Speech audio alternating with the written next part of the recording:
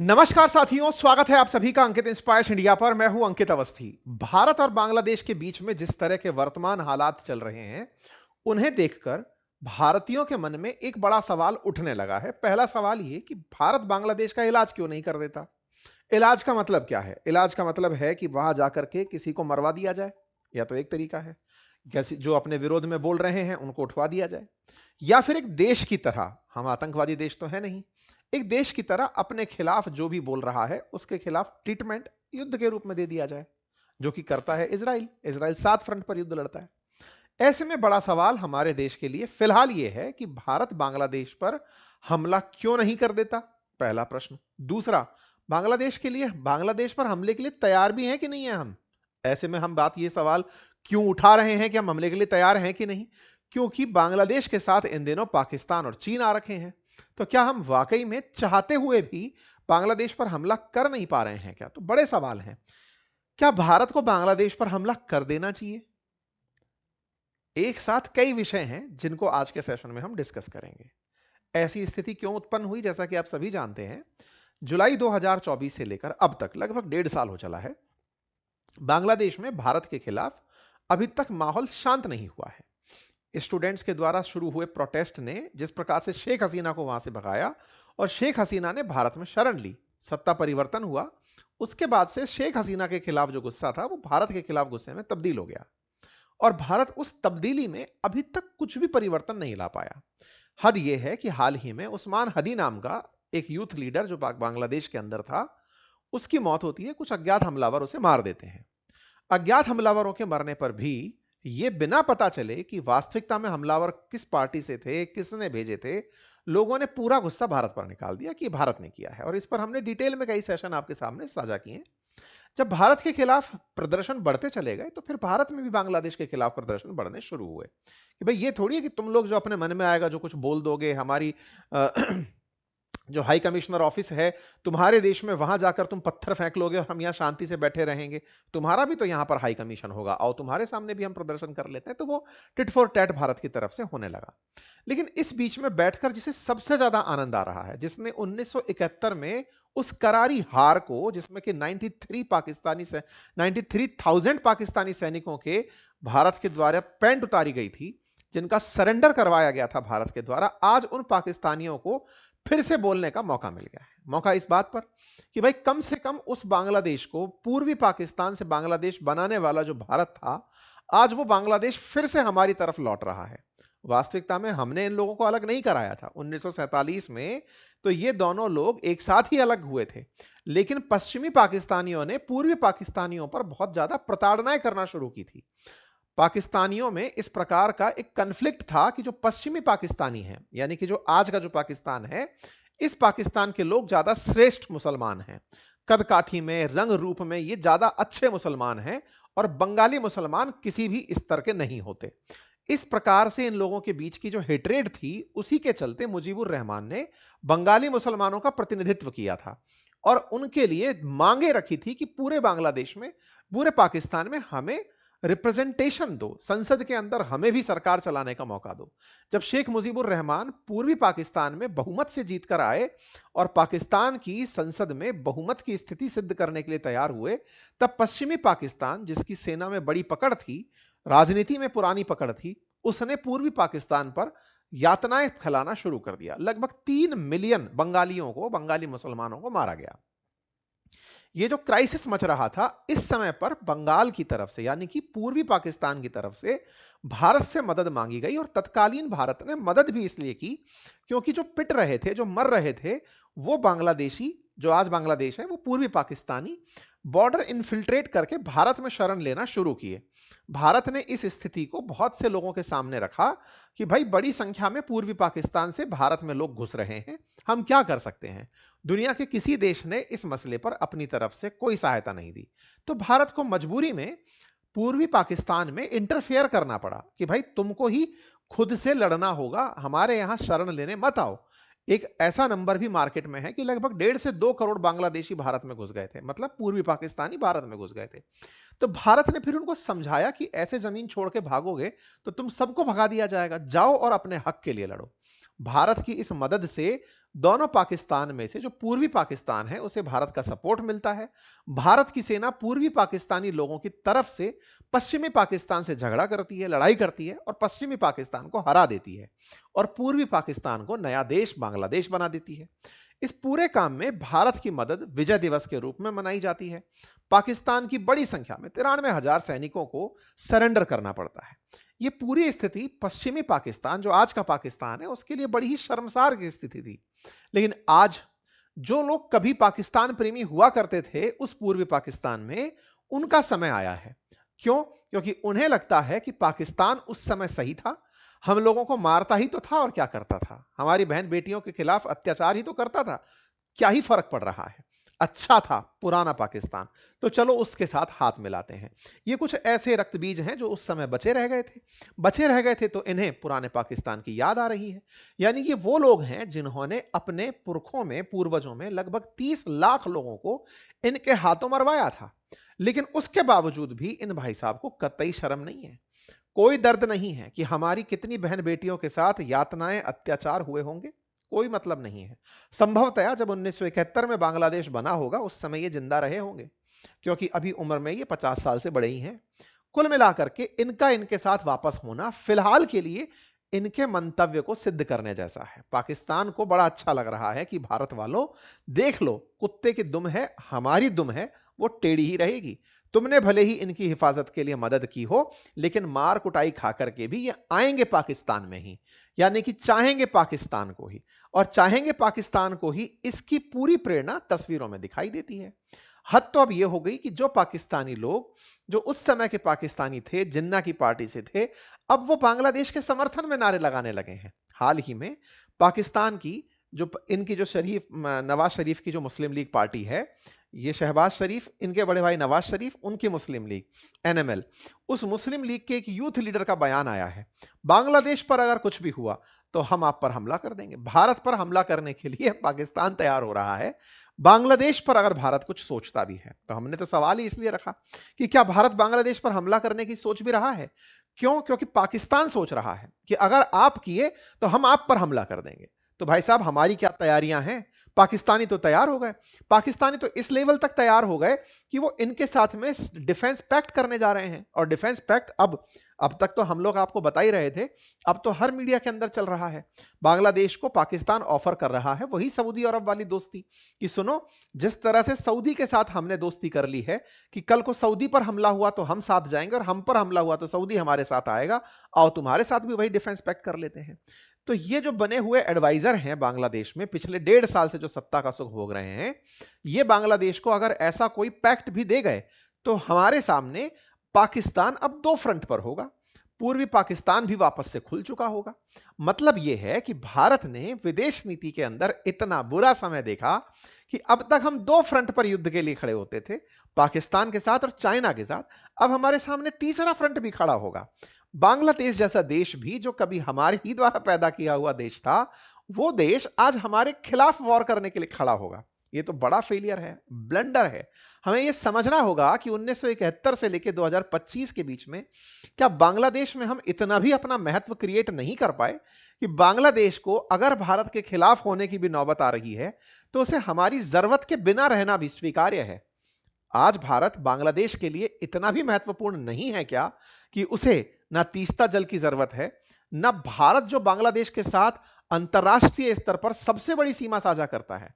भारत की लगभग 4096 किलोमीटर की सीमा है बांग्लादेश के साथ।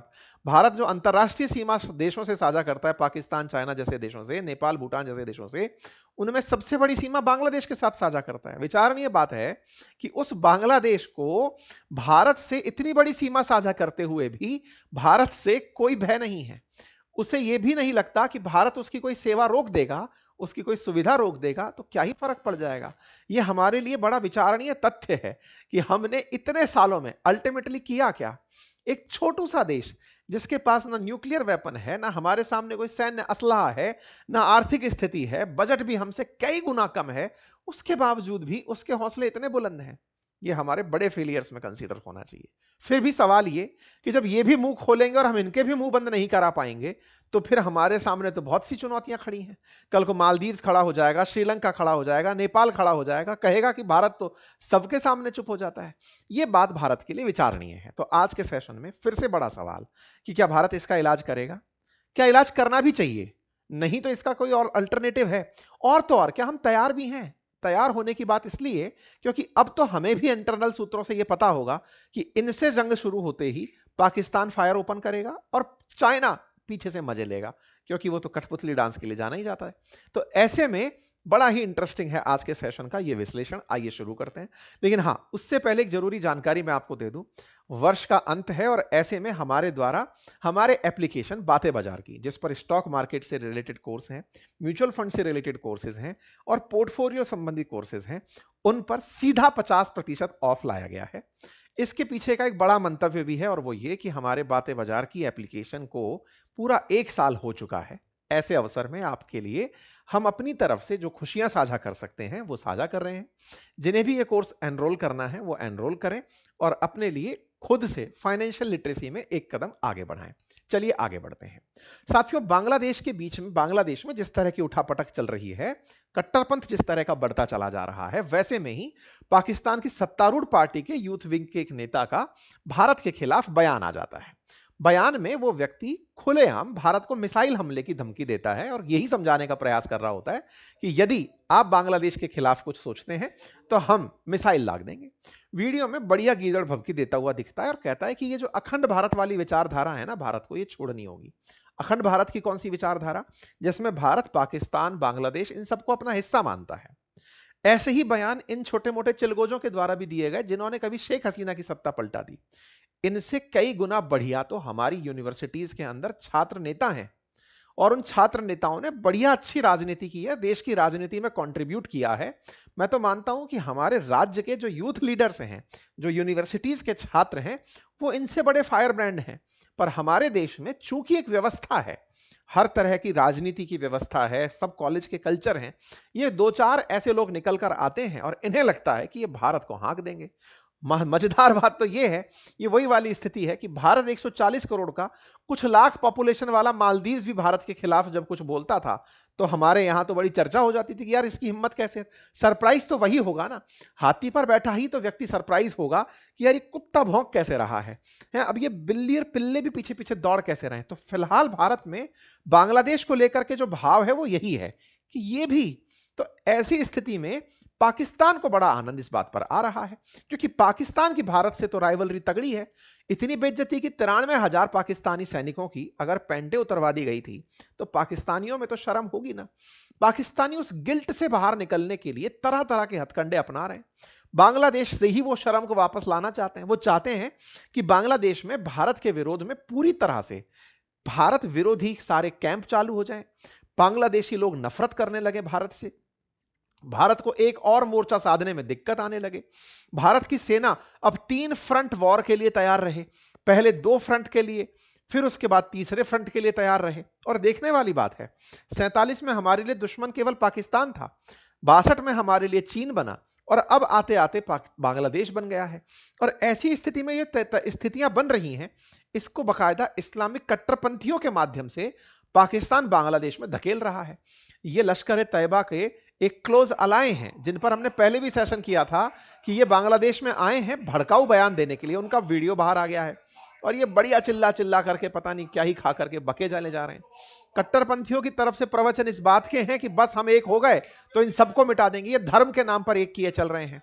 हमारे देश को सेक्युलर कंट्री होने का जो गर्व है उसको ये गरिया रहे हैं और कह करके यही कि अल्टीमेटली तो हमारा धर्म ही है जो राज करेगा, सेक्युलर लोगों का तो क्या ही पता है। तो भाई साहब, कुल मिलाकर के बांग्लादेश में बढ़िया पाकिस्तान खेती करने लग रहा है। उन सोच के और उन जमात के लोगों को मोटिवेट कर रहा है जो कभी 1971 के अंदर दबे रह गए थे, जो थोड़े भी पाकिस्तान के चाहने वाले लोग कट्टरपंथी थे, जो महिलाओं के शासन से कुंठित थे क्योंकि कभी शेख हसीना तो कभी खालिदा जिया, जैसे प्रधानमंत्री बांग्लादेश में रहे, तो वो जो अंदर मानसिकता भरे बैठे हुए बांग्लादेशी थे कि हमारे ऊपर महिलाओं ने शासन कैसे कर लिया, हमें तो एक ही पुरुष मिला जिसका नाम मोहम्मद यूनुस है, अब इसी के ही हम सीप सलाहकार बनकर के शासन करवाएंगे, वो लोग इस तरह भारत विरोध में बयान दिलवा रहे हैं। भारत के विरोध में बयान को बांग्लादेशी कुछ पढ़े लिखे जो लोग हैं वो भी ढूंढ ही रहे हैं कि ये चल क्या रहा है। हद तो ये है कि पाकिस्तान के जो संस्थापक रहे मोहम्मद अली जिन्ना, जिन्होंने भारत का विभाजन करवाया, उनकी बर्थडे मनाई जा रही है। बांग्लादेश में इस बात की खुशी मनाई जा रही है कि हमारे तो अब्बा असल में वो थे और वास्तविकता भी थे। पूर्वी पाकिस्तान को पाकिस्तान नाम दिलवाने वाले तो वही रहे होंगे। मतलब ये लोग अब पूरी तरह से उस बैक टू पवेलियन मोड में जा चुके हैं और इसको हमारे देश के अंदर भी बहुत से लोग अब चर्चा का विषय बना रहे हैं। एक ऐसे ही foreign affair expert Sushant Sareen का भी वीडियो बाहर आ रहा है जिसमें वो कह रहे हैं कि Bangladesh back to Pakistan route पर चल रहा है, कि चलो भाई हम तो पुराने ही अच्छे थे। कुल मिलाकर भारत के लिए एक सोचने का विषय यह है कि बांग्लादेश भारत के लिए चुनौती ज्यादा है, भारत के लिए एक फैला हुआ रायता है, भारत को खुद की विदेश नीति पर सोचने का मौका है, या फिर वाकई में हमें इसे पाकिस्तान और चाइना जैसा ट्रीटमेंट देना है। ये इस समय वाकई में हमारे देश के बड़े लोगों को, नीति निर्धारकों को सोचना पड़ रहा होगा, क्योंकि यह तो सत्य है कि भारत पाकिस्तान के साथ युद्ध कर चुका, चाइना के साथ युद्ध कर चुका, अब ये जो थर्ड फ्रंट है इसका युद्ध होना बाकी है। इसके युद्ध में पाकिस्तान ने जितनी बार भारत से युद्ध किया है, भारत से हमेशा मुंह की खानी पड़ी है, लेकिन चाइना 1962 में हमसे एज ले गया। ऐसे में पाकिस्तान को चाइना की सरपरस्ती में रहना पसंद आया। यही कारण है कि पाकिस्तान चाइना के अधीन रहते हुए भारत के अंदर इन्फिल्ट्रेशन करना और बांग्लादेश के अंदर अपनी नीतियों को फैलाना, ये दोनों काम कर रहा है। पाकिस्तानी लोग इस बात की खुशी मनाते हैं कि देखो, चाइना ने भारत को सब तरफ से, बंदरगाहों के माध्यम से, ग्वादार पोर्ट के माध्यम से, जिबूती के अंदर, तंजानिया में, श्रीलंका में, सब तरफ से भारत को स्ट्रिंग ऑफ पर्ल बनाकर घेर लिया है। पाकिस्तानियों को बड़ी खुशी होती है कि अगर भारत को बांग्लादेश से भी चुनौती मिल जाती है तो इनकी सेना तो चाइना और पाकिस्तान से लड़ने के लिए ट्रेन है। बांग्लादेश के साथ तो इनकी बहुत अच्छी मित्रता थी, इतनी मित्रता थी कि बहुत सी जगह पोरस बॉर्डर्स थे, बढ़िया लोग इधर से उधर आ सकते थे, बकायदा सब्जी मंडियां लगती थी, इधर की सब्जी उधर बिक रही है, उधर की इधर बिक रही है, हाट बाजार जैसे हाल थे। तो ऐसे में बड़ा सवाल यह है कि भारत को आने वाले समय में क्या करना है। अगर हम युद्ध की स्थिति में जाते हैं तो भारत को एट ए टाइम पाकिस्तान को भी काउंटर करना होगा, तो बांग्लादेश को भी काउंटर करना होगा। यह स्थिति 1971 से पहले वाली स्थिति फिर से बनने की स्थिति आ रही है और ऐसे में हमारे देश में हथियारों की खपत बढ़ेगी, हमें यह समझने की आवश्यकता है। और अगर भारत एकदम एक्सट्रीम एंड पर ही चला जाता है, यह बिल्कुल वो स्थिति है, कोई सवाल पूछे कि बांग्लादेश ने अभी कर ही क्या दिया है, बोले साहब भारत के खिलाफ इतना गंदा माहौल तो बना रखा है उसने, हम अंतरराष्ट्रीय स्तर पर अभी तक बांग्लादेश के खिलाफ कोई प्रेशर ही क्रिएट नहीं करवा पाए हैं। ये तो भारत की नीतियों में बड़े सोचने का विषय बन जाता है। अगर भारत बांग्लादेश को चुप नहीं करा पा रहा है तो कोई एक्शन क्यों नहीं ले लेता है। बोले डर इस बात का है कि अगर हम इस पर एक्शन लेने निकले तो यहां पर बैठी सरकार तो अमेरिका के द्वारा बिठाई हुई सरकार है और अमेरिका द्वारा बिठाई सरकार के खिलाफ भारत कोई एक्शन लेता है तो पहले ही हमने चाइना को, पाकिस्तान को दुश्मन बनाकर बिठाया है, ये नया दुश्मन हो जाएगा और हम उधर से अमेरिका की भी दुश्मनी ले लेंगे। तो भारत के लिए तो इस समय सोच में ही बड़ा मंथन चल रहा है कि हम इसका इलाज करें तो करें क्या। भारत में तो बड़ी मांग उठ रही है और वो मांग इस बात की है कि साहब कुछ मत करो, रंगपुर कॉरिडोर को सीधा करके ये जो चिकन नेक जो इतिहास में पढ़ाते हो इसको चौड़ी कर दो, उठा दो इसको, पूरा की पूरा साफ करके एक कर दो और पूर्वोत्तर को बीच तक पहुंचा दो। और बीच तक पहुंचाने के लिए इनका जो चिट्टागोंग है उसको साथ में लो और यहीं से सीधा सीधा बंगाल खाड़ी में पूर्वोत्तर भारत को जोड़ दो, हमेशा की चिंता खत्म। लेकिन सवाल यह है कि भारत ऐसा करने की सोच भी रहा है। अगर हम बात करें कि सामर्थ्य है या नहीं तो उसमें तो हम इनसे फर्दर बहुत बहुत आगे हैं, लेकिन वास्तविकता में इसकी जरूरत भी हम महसूस कर रहे हैं कि नहीं। क्या हमको इनके बयान केवल राजनीतिक बयान ही लग रहे हैं कि अरे अपोजिशन में जैसे बैठे लोग बयान देते हैं, दे रहे हैं ये लोग भी देने, तो इस बात पर उग्र होने की क्या आवश्यकता है। लेकिन हमारे उग्र ना होने पर और हमारे ठंडे रह जाने पर अगर ये पाकिस्तान के इतने करीब चला जाता है कि कल को यदि ये भारत के खिलाफ अपनी जमीन का इस्तेमाल भी होने दे और हमें साल भर बाद रियलाइज हो कि हमें बांग्लादेश पर हमला करना पड़ेगा, इसके अंदर बने हुए जो आतंकी अड्डे हैं उनको टारगेट करना पड़ेगा और हम बैठकर हाथ पे हाथ धरे बैठे रहें कि अरे पहले ही कर लिया होता तो सही रहता। ये सारे प्रश्न हैं जो इस समय विदेश नीति के जो जानकार हैं और जो भारत की नीति निर्धारक हैं उनके जहन में चल रहे हैं कि इलाज क्या है इसका।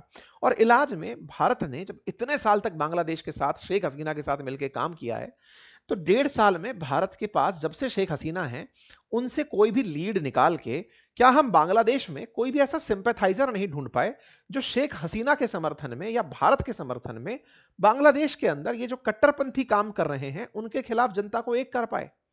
अगर चाइना ने या फिर पाकिस्तान, अमेरिका ने या पाकिस्तान ने बांग्लादेश में भारत के खिलाफ ये माहौल बनाया है, तो हमारे पास तो शेख हसीना खुद इन पर्सन यहां बैठी हैं। उनसे पूछ करके क्या बांग्लादेश के हमारे पास राज नहीं है क्या? क्या हम उनसे नहीं पूछ सकते कि बता भाई इसकी कौन सी नस दबाई जाए? क्या इतने बड़े पद पर रहने वाली महिला के पास इस देश की रणनीतियों के बारे में कोई जानकारी नहीं है? अगर है तो उनसे पूछा जाए कि बताओ साहब क्या करें, ये तुम्हारे चक्कर में हमारे लिए नासूर बन रहा है, हम कुछ कर नहीं पा रहे क्योंकि तुम्हें यहां रख के बैठे हैं। तो ये सब तमाम बातें हैं जो सवाल के बीच रूप में निकल कर आती हैं। रही बात चाइना की, चाइना के केस में अगर बात की जाए तो चाइना क्या भारत से युद्ध करने की तैयारी रखता है अगर हम बांग्लादेश के साथ झगड़ा करते हैं? तो देखो चाइना फिलहाल युद्ध नहीं करेगा, ये मैं नहीं कह रहा हूं। असल मायने में अमेरिका के अंदर एक डिफेंस रिपोर्ट जाती है, यूनाइटेड स्टेट्स के अंदर डिपार्टमेंट ऑफ वॉर जो है ना, जो डिफेंस डिपार्टमेंट हुआ करता था, आजकल उसको डिपार्टमेंट ऑफ वॉर कहते हैं। उसने हाल ही में एक लाइन अपनी एक रिपोर्ट निकाली है और उस रिपोर्ट का मानना यह है कि चाइना चाहता है कि भारत और अमेरिका के बीच में जो इन दिनों संबंधों में खटास आई है उसको वो कैपिटलाइज कर ले, उसके बदले वो धंधा कर ले जाए, पैसे कमा ले जाए। ये कौन चाहता है? चाइना चाहता है। ये हम नहीं बोल रहे, ये अमेरिका बोल रहा है। अमेरिका बोल रहा है कि भारत से जो हम दूरी बनाकर बैठे हैं उसको वो फायदे में बदलने की बात करता है। अल्टीमेटली है तो व्यापारी, तो ये व्यापार करेगा भारत के साथ और व्यापार करेगा चाइना पाकिस्तान और बांग्लादेश के साथ। कैसा व्यापार? बांग्लादेश को हथियार बेच लेगा, जैसे ऑपरेशन सिंदूर के समय पर चाइना ने पाकिस्तान को हथियार बेचे, राफेल के खिलाफ फेक प्रोपेगेंडा चलाया, प्रोपेगेंडा में पाकिस्तानियों को बढ़त में दिखा दिया कि साहब देखो इन्होंने तो इतने राफेल गिरा दिए। ये सारे काम कर लेगा, डायरेक्ट फ्रंट पर वार नहीं लड़ेगा। क्यों नहीं लड़ेगा? क्योंकि उसे पता है भारत एक बड़ा बाजार है और उसे मैं सामान बेचकर पैसे कमा सकता हूं, तो हथियार बेचने की जरूरत क्या है? हथियार वो चाइना बांग्लादेश को और पाकिस्तान को बेचना चाहेगा। ऐसा मैं किस तर्क पर कह रहा हूं? तो पिछले ही महीने की खबर आप देख लें, बांग्लादेश चाइना से J-10 का जो फाइटर जेट है वो लेने की तैयारी कर रहा है। और तो और चाइना बांग्लादेश के अंदर मोनिरहाट करके जो जगह है वहां पर बकायदा एयरबेस बना रहा है जो चिकन नेक के बिल्कुल नजदीक है। तो कुल मिलाकर के चाइना पाकिस्तान बांग्लादेश के अंदर अपने हितों की पूर्ति करेंगे। अल्टीमेटली खुशी केवल पाकिस्तान की होगी, बांग्लादेश के साथ युद्ध में चाइना नहीं उतर कर आएगा। लेकिन साहब इनकी क्या बात है? तो देखो पाकिस्तान तो अपनी तरफ से अपनी शर्मिंदगी को मिटाने के लिए, देखो इसको ऐसे समझो, 1971 में जब पाकिस्तान हारा तो उसने उसका बदला लेने के लिए भारत से पंजाब को अलग करने की रणनीति फेंकी। पंजाब को अलग करने के लिए पंजाब में बकायदा उसने खालिस्तान के समर्थन में या फिर कहिए खालिस्तानियों को प्रवोक किया। पंजाब में बकायदा खालिस्तान के समर्थन में बड़ा आंदोलन चलाया गया, वो पूरी तरह पाकिस्तान प्रायोजित था। आज भी दुनिया भर में जहां जहां खालिस्तान समर्थक लोग बैठे हैं वो सब पाक प्रायोजित हैं। पाकिस्तान को अपनी शर्मिंदगी का बदला लेना था कि बांग्लादेश जो इन्होंने तोड़ के हमसे अलग निकाल दिया, हम पंजाब को इनसे अलग निकाल देंगे एक देश बनाकर जिसका नाम खालिस्तान होगा, खालसा का स्थान होगा। इस बात को वो पहले जम्मू कश्मीर में अप्लाई करता था लेकिन वो उसके हाथ में नहीं निकल पाया। उसके बाद उसने पंजाब में किया, पंजाब में उसको निराशा मिली। अब वो बांग्लादेश को फिर से जोड़ने का प्रयास कर रहा है कि चलो कम से कम अपनी शर्मिंदगी को बांग्लादेश से दूर कर लेते हैं। और इसी को करने के लिए वो इनके साथ सऊदी जैसा टाई अप करने का विचार करता है। जहां तक बात हो सैन्य ताकत की, तो भारत, बांग्लादेश और पाकिस्तान इन दोनों से काफी आगे बैठा है सैन्य पावर में। अगर हम देखें वर्ल्ड की मोस्ट पावरफुल मिलिट्रीज में, तो भारत 4th नंबर पर एग्जिस्ट करता है। वर्ल्ड पावर इंडेक्स के अंदर पाकिस्तान 12वें पर आता है और बांग्लादेश 35वें नंबर पर आता है। ये कंपैरिजन का पार्ट नहीं होना चाहिए, लेकिन कहीं ना कहीं इस तरह के तथ्य तैरते रहते हैं तो आपके सामने रख दिए गए। आप पूछेंगे कि क्यों नहीं सर, मायने नहीं रखता क्या? भारत के पास इतने एयरक्राफ्ट हैं, इनके पास इतने से ही हैं, भारत के पास इतने फाइटर जेट, भारत के पास इतने अटैक, हमारे पास तो भर भर के सब कुछ है, इनके पास तो कुछ नहीं है। ये मायने इसलिए नहीं रखता क्योंकि हमारे लिए उससे बड़ी चिंता की बात यह है कि हमें बांग्लादेश से लड़ना ही क्यों पड़ रहा है। ये तो पहले ही हमारा साथी था, इसको भी शांत क्यों कराना पड़ रहा है? सोच इस पर होनी चाहिए कि आज बांग्लादेश से युद्ध की नौबत या युद्ध पर चर्चा क्यों हो रही है, कि बुनियादी सवाल वहां खड़ा है। और दूसरा जो सवाल है जिसे जनरली हम लोग इग्नोर कर जाते हैं, और वो ये कि भारत के खिलाफ पाकिस्तान को केवल एक ही बॉर्डर पर सेना तैनात करनी होती है, लेकिन भारत को जब युद्ध करना होगा तो उसे तीन फोर्सेस को, भारत को चाइना पर भी ध्यान देना होगा, बांग्लादेश पर भी अब ध्यान देना होगा, और पाकिस्तान पर भी ध्यान देना होगा। मतलब भारत तीन फ्रंट पर लड़ेगा। तो भारत की जो कुल सेना है वो तीन फ्रंट के लिए है, यह अपने आप में एक बड़ी चुनौती है। हाँ, और पाकिस्तानियों का फुल फोकस भारत के लिए, हालांकि भारत ने इसका इलाज किया है, अफगानिस्तान को भड़का करके या बलूचिस्तान के अंदर जो रिबेल पैदा किए हैं, वो भारत का इसी का काउंटर है कि तुम बेटा अगर हमारे यहां कुछ करोगे, अगर हमारे देश में दिल्ली में धमाका होगा तो फिर तुरंत इस्लामाबाद में भी होगा। मतलब ये तुरंत मानकर चलना। तो भारत पाकिस्तान को बढ़िया काउंटर कर रहा है। लेकिन जो बांग्लादेश में खेला किया है ना उसने, या फिर यह समझिए कि बांग्लादेश में जो घटना घटी है, चूंकि उसमें कई पावर्स का एक साथ इंटरेस्ट आ गया है, तो भारत कहीं ना कहीं वहां पर समझ नहीं पा रहा है कि खेला करना क्या है। टैंकों की स्थिति हो या फिर रक्षा बजट की स्थिति हो, भारत बांग्लादेश से कई टाइम्स ज्यादा बजट रखता है। इनका हजारों में बजट है, हमारा लाखों में अरबों में बजट है। तो भारत पाकिस्तान बांग्लादेश से सैन्य बजट में, नौसैनिक ताकत में, रक्षा बजट में, हर तरह से कई तरह से श्रेष्ठ है। लेकिन उस श्रेष्ठता में हमें यह हमेशा ध्यान रखना होगा कि भारत को ऐसे समय पर चुनौती आनी ही क्यों थी। दूसरा, अगर आई तो आते समय हमें केवल बांग्लादेश नहीं, पाकिस्तान और चाइना भी साथ लेकर चलना होगा। खैर, फिलहाल के लिए सैन्य ताकत वगैरह के बयान होते रहते हैं। चाइना और पाकिस्तान के बीच में एक बात और है जो भारत की सेना के चीफ भी मानते हैं, और वो ये कि भारत को इन दोनों जगह पर युद्ध करते समय एक चीज ध्यान रखनी है। एक न्यूक्लियर वेपन कंट्री है और एक न्यूक्लियर आर्म्ड कंट्री है। वेपन कंट्री और आर्म्ड कंट्री में क्या अंतर है? वेपन कंट्रीज वो हैं जो 1967 से पहले, जिनके पास परमानेंट 5 मेंबर्स यूएन के अंदर जो थे, यूनाइटेड नेशंस के अंदर, जिनके पास न्यूक्लियर वेपन थे, वो देश, उनमें से चाइना हमारा पड़ोसी है, उससे भी संघर्ष है। और न्यूक्लियर आर्म्ड जिन्होंने एनपीटी पर साइन नहीं किए, जैसे भारत है, इजराइल है, पाकिस्तान है, उनमें से जो देश न्यूक्लियर वेपन रखते हैं उनके साथ। तो भारत को चाइना और पाकिस्तान के साथ, एक न्यूक्लियर पावर्ड और एक न्यूक्लियर आर्म्ड, दोनों स्टेट्स के साथ झगड़े रखने हैं, यानी कि युद्ध की स्थिति में तैयार रहना है। भारत के लिए ये युद्ध कभी भी निर्णायक नहीं होंगे। क्यों नहीं होंगे? क्योंकि सब जानते हैं कि एक स्थिति से आगे निकलते ही जब न्यूक्लियर बॉम्ब होता है वो युद्ध रुकवाता है। जिस बात को ट्रंप कह रहे हैं कि मैंने ऑपरेशन सिंदूर रुकवाया था, असल मायने में वो ऑपरेशन सिंदूर को रुकवाने वाले ट्रंप नहीं थे, वो न्यूक्लियर बॉम्ब थे। दोनों देशों के पास न्यूक्लियर बॉम्ब है। एक स्थिति खींचने के बाद में हर देश उस ताकत तक पहुंचेगा कि भाई अब ये बम सजाने के लिए थोड़ी है, फेंक ही देते हैं, होगा जो देखा जाएगा। बिल्कुल वही वाली बात ये बांग्लादेश के केस में लागू होती है कि अभी इसके पास कुछ नहीं है, लेकिन अगर पाकिस्तान के साथ इसकी कोई क्लोज अलाई बन जाती है तो ये भारत के लिए चिंता बनेगी। हालांकि अपडेट्स निकल कर आ रहे हैं कि मोहम्मद यूनुस जो हैं वो भारत के साथ रिश्ते सुधारने की कवायद कर रहे हैं। ये एक दो दिन पहले की खबर है, इनकी तरफ से कुछ एडवाइजर्स के बयान आने शुरू हुए हैं कि भारत के साथ इनका रिश्ता खराब करने का कोई इंटेंशन नहीं है। इसी तरह से पाकिस्तान बांग्लादेश में चीफ एडवाइजर ने एक और वीडियो फोटो शेयर किया जिसमें दीपू चंद्र दास की मौत के बाद जो भारत में गुस्सा उग्र हुआ था, उसके परिवारजनों से मिलने के लिए इन्होंने अपने एजुकेशन एडवाइजर को परिवार के साथ वहां भेजा, तस्वीरें जारी की, कहा कि हम अपने देश में ऐसी कोई भी हरकत नहीं होने देंगे। ये दीपू चंद्र दास के परिवारजनों के साथ मिलते हुए लोग दिखाई दे रहे हैं। एक और इंटरेस्टिंग चीज निकल कर आई है, और वो ये कि उस्मान हदी जो है उसकी मौत का शुरुआत में ठीकरा भारत पर फोड़ दिया गया था, लेकिन हाल ही में यहां पर एक बयान वायरल हो रहा है और वो उस्मान हदी के परिवारजन लगा रहे हैं कि यह सारा खेल मोहम्मद यूनुस का ही किया हुआ है। चुनाव की घोषणा होती है 11 दिसंबर को, 12 दिसंबर को उस्मान हदी को गोली मर जाती है। इससे फायदा अगर किसी को होता है तो वो मोहम्मद यूनुस है। मोहम्मद यूनुस को इसलिए क्योंकि छात्र नेताओं को अगर हटा दिया गया और चुनाव खालिदा जिया की बीएनपी और इनकी आवामी लीग के बिना करा दिए गए, तो जो लोग भी जीतेंगे उन्हें एक फेस चाहिएगा, वो मोहम्मद यूनुस रहेंगे। तो मोहम्मद यूनुस जो कि लगातार सत्ता का सुख भोग रहे हैं, ये भविष्य में भी सत्ता में बने रहे, बोले ये चाहकर के छात्र नेताओं को खत्म करवा रहे हैं। ये बात जब बाहर निकल कर आई तो मोहम्मद यूनुस को लगा कि हम तो पकड़ में आ गए। ये हादी के परिवारजन हैं जो कह रहे हैं कि गलती तो तुम्हारी है और तुम पर आरोप क्यों ना लगाए जाए कि ये तुमने मंशा नहीं रखी थी, लेकिन ये बात बाहर नहीं आ पाई। इससे बचने के लिए इनके जो छात्र नेता हैं उन्हें अब सेना की सुरक्षा दी गई है। ये जो छात्र नेता थे जिन्होंने खालिदा जिया शेख हसीना को देश से निकाला था या फिर छात्र आंदोलन करके सत्ता परिवर्तन किया था, मोहम्मद यूनुस के सरपरस्ती में शासन जिन्होंने शुरू किया, अब उन्हें सेना की सुरक्षा दी गई है कि कहीं कोई अज्ञात इनकी बज्जी ना ले जाए। खैर, फिलहाल के लिए बांग्लादेश के साथ भारत के रिश्ते जिस भी मोड़ पर हैं, समझने की आवश्यकता भारत को यह है कि हमें हार्ड पावर तरीके से आगे बढ़ना है या सॉफ्ट पावर तरीके से। क्या बांग्लादेश पर हमला करना चाहते हुए भी हम कर नहीं पा रहे हैं, या फिर करने की नौबत ही क्यों आई, हम इस विषय पर सोच रहे हैं। भारत अंतर्राष्ट्रीय स्तर पर बांग्लादेश में कहां पकड़ खोया, ये कुछ ऐसे सवाल हैं जिन पर हमें चिंतन की आवश्यकता है।